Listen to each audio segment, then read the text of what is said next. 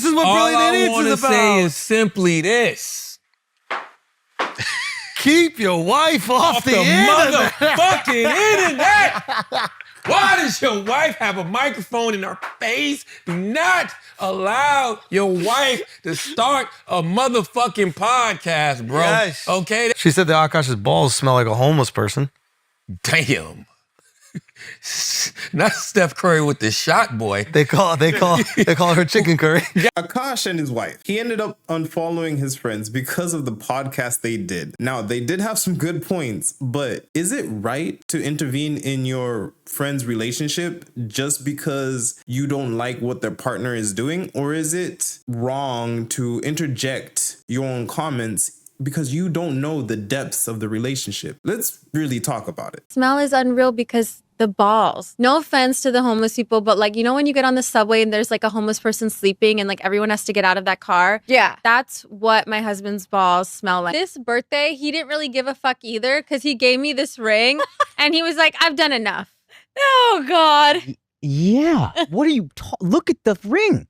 We went to Turks But and did you get her Caicos. flower? Now, friends, they only really see the highlights of relationships. They only really see like the biggest moments. They don't see the really deep moments. They don't see the late night conversations you guys have where you guys share your like inner, deeper things that you don't really want to share with the world. They don't see the pillow talking. They don't really see anything apart from just, you know, the big highlight moments. If they're good, then they see the good side of your partner. If they're bad, then they see the bad side of your partner. And that's the issue that people use. And that's the problem with people then bringing in advice just on the highlights. They don't really take time to really get to know the person more. They can't. You are the person that knows your relationship more than anybody else. So when they see the highlights, they see the goods of the person, they'll say, oh, this person's good for you. When they see the bads of the person, they say, oh, this person is not the right fit because of this, that, and the third. But maybe that person was there for you through the difficult times, the really hard times. They kept you up. They don't know that. They don't see that. They don't see the sacrifices that partner has made for you. Now, I'm not in their relationship, so I can't judge one way or the other. I can only judge from what I've seen. And from what I've seen, I'm not going to lie, they had some good points. Like, let's be honest, you don't want to dog your man just to gain some clout. You're going to dog walk your own relationship just to gain some clout. That's not worth it to me. So I've been getting a lot of comments that I'm using my husband for clout and yeah, that's exactly what it is.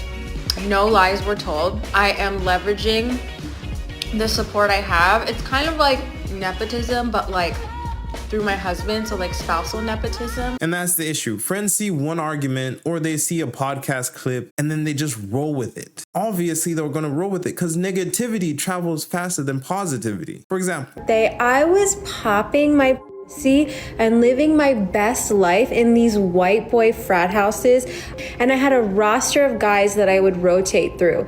and with this, most people tell their friends when something bad has happened, when something negative in their relationship is going on. And let's look at her podcast. We're technically her friends in this situation because we're the ones listening to this. And when it's negative, we took it and ran with it. And fair enough, we should. You're pointing it out in a negative light. So yes, negativity does travel faster, but it's like there's no positivity in it. And that's one of the main issues that, you know, people end up going through because you tell your friends the negative sides of your partner and you share all those negative sides with them. And then your friends look at you and be like, why are you with the dude? Or why are you with the girl? She's not worth it. He's not worth it. And you're just like, but then they do this. And then you have to try to defend them and you have to fight for them because you do know the positives to them. You see the positive sides to them. And they have some fairly good ones. Or some people, not so much. Now, don't get me wrong. If that partner is abusive or just downright not good for you, making your life worse, then listen to your friends. They are right. Sometimes love can be blind. So it's good to take that external advice from somebody who's not in it, who's not in the trenches. Love is a blinding drug.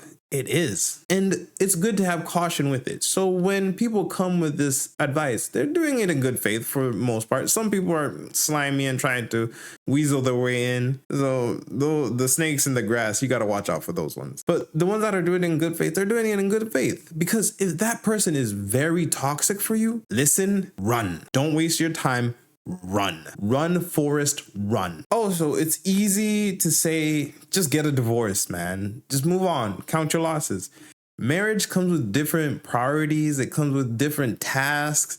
It's a different hill altogether. You're not boyfriend and girlfriend anymore. Now you're my wife. You're my husband. It's different. We got more skin in the game. But I will say she didn't really help her case when it came to all the dog walking she did. At one point, she just started trashing him even more when it wasn't even needed. Like at that point, she just did it for the love of the game. Like she didn't care about anything else. It was just for the love of the game. The way she would talk about her husband was the way I would talk about Akaash. And like, I will say more of the podcast fan base. And I know a lot of people during like our controversy were saying like, oh, it's because of his fans. It's because of his fans. Like his comedy fans are not like that. It's more the podcast fan base that I don't think really resonate with him because a lot of them are like really racist and right wing. I think. And that was wrong of her. It was. She shouldn't have done that. But marriage is different. Like you weren't there with the person. You weren't there with them with the 100 days in the sun. You only came when it started raining once. Oh, it's different. Oh shit, bars.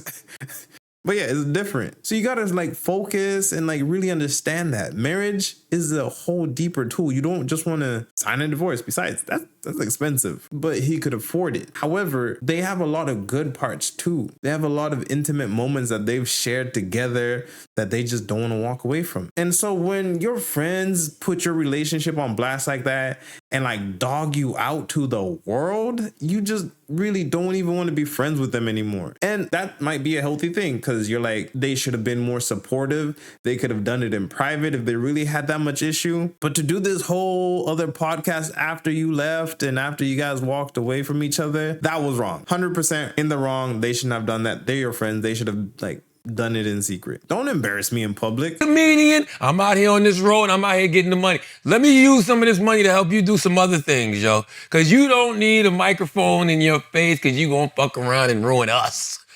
All right? Not just you, us. But go watch. You don't let your wife be influencers. Don't let your wife be podcasters, man. Well, it's not about letting.